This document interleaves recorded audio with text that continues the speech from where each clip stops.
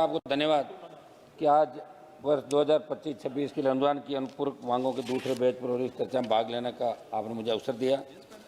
इन अनुदान की पूरक मांगों के दूसरे बैच में 61 अनुदान शामिल है।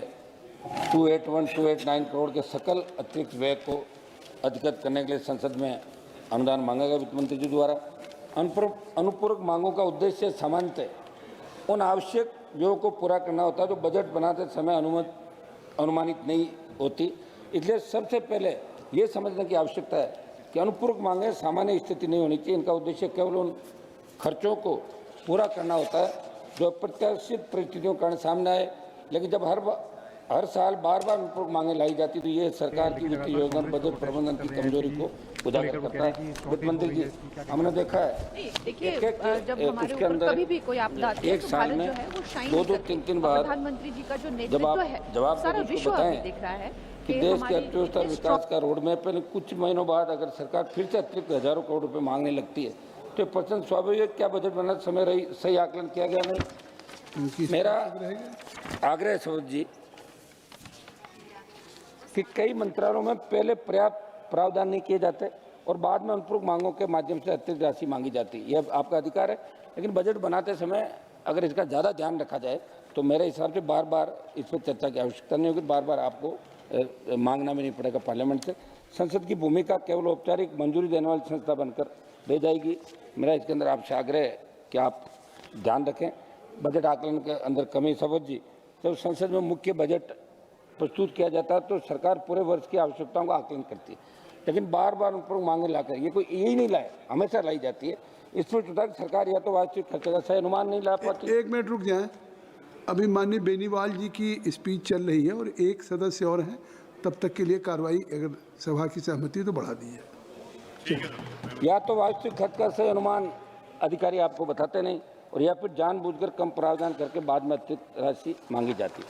सौद महोदय, जनहित की प्राथमिकताओं की अनदेखी। मोदी, देश में आज भी कई बुनियादी समस्याएं मौजूद है। पार्लियामेंट की तरफ पूरा देश देखता है जो पार्लियामेंट चलती है, यहाँ हर मुद्दे पे चर्चा होने की मांग करते हैं। सबसे ज़्यादा हम लोग जीत के आते हैं, यूथ पॉलिटिक्स आए। बढ़ती बेरोजगारी जो सबसे बड़ा विषय बन के रह गया, युवा दिशाहीन होता जा रहा है, महंगाई से परेशान आम जनता, किसानों की आय और फसल सुरक्षा की समस्या, ग्रामीण क्षेत्रों में स्वास्थ्य और शिक्षा की कमी। लेकिन अनुपूरक मांगों में इन क्षेत्रों के लिए अपेक्षित बढ़ोतरी दिखाई नहीं देती। वित्त मंत्री जी बताएं आप, इससे ये संदेश जाता है कि सरकार की प्राथमिकताएं जनता की समस्याओं से अधिक प्रशासनिक खर्चों को झुकी हुई है। आज मेरे राजस्थान की बात करूं तो कॉमर्शियल सिलेंडर तो खत्म होने के कगार पर है और घरेलू सिलेंडरों की भी भारी कमी राजस्थान के अंदर आई है और ये समस्या अखबारों की प्रमुख खबरें बनने के बावजूद आपकी सरकार पर इन समस्याओं का कोई ठोस जवाब नहीं। सौद महोदय, एक आध मिनट टाइम दे सर। कल भी मेरे 2 मिनट कम दिया आपने, सबको छोटे साथ दिए।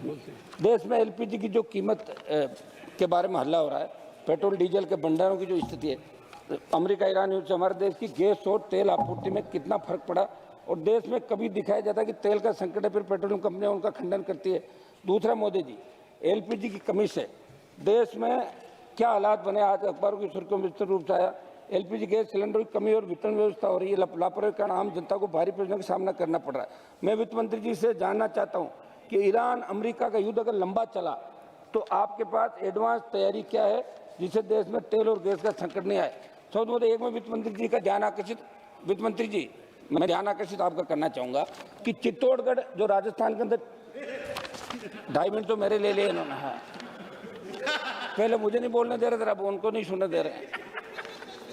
सभा महोदय, चित्तौड़ जो राजस्थान के अंदर है, वहाँ साहब अफीम के पट्टे चित्तौड़ के अंदर, मध्य प्रदेश का नीमच का लगता इलाका, राजस्थान के मेवाड़ क्षेत्र में चित्तौड़ में अफीम उत्पादक किसानों को सरकारी जो अधिकारी नारकोटिक 5 मिनट हो गए, कृपया समाप्त कर दें। कल भी 2 मिनट मेरे अब हो तो क्या 5 मिनट कुछ मेरा सुझाव दे दूंगा। राजस्थान सुझाव दे दीजिए, ये हटाएगा फिर राजस्थान सुझाव दे दीजिए, हो गई बात। भगत करके अनावश्यक रूप से परेशान किया जा रहा है वहाँ किसानों को जो पूर्ण रूप से अनुचित है। वैध लाइसेंस लेकर मेहनत से खेती करने वाले किसानों को बार बार नोटिस, जांच और दबाव का सामना करना पड़ रहा है। अब सुझाव दे दीजिए, आपकी बात समझिए, पूरा तो करने दे साहब, तो पूरा करने दे यार, सुझाव दीजिए। माहौल बन गए और कांग्रेस पार्टी किसानों के मामले में मौन है।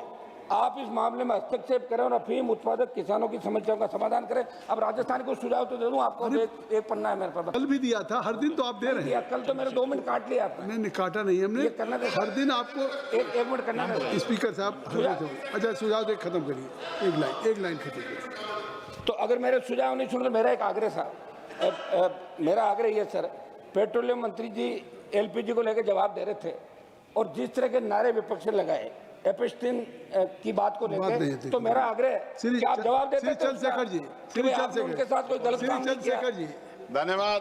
श्री चंद्रशेखर, बैठिए बैठिए बेनीवाल जी, बैठिए बैठिए।